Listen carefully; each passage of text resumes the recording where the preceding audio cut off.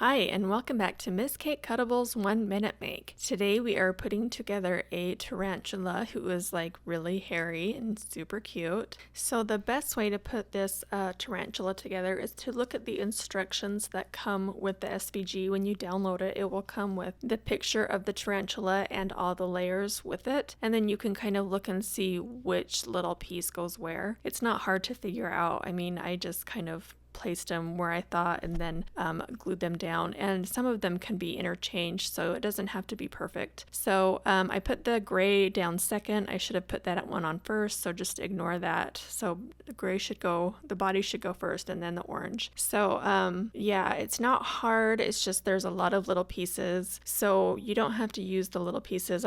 They're there if you guys want to add them. You don't have to. It just gives it another layer. And I think it looks cute as for like a little black and orange Halloween spider, but it's up to you guys. And for size reference, this spider is about 6 inches tall from the top of the back legs to the bottom of the front legs. So let me know what you guys think in the comments down below. Hit the like button if you like this fuzzy spider, and I will see you on the next 1 Minute Make. Thanks for watching.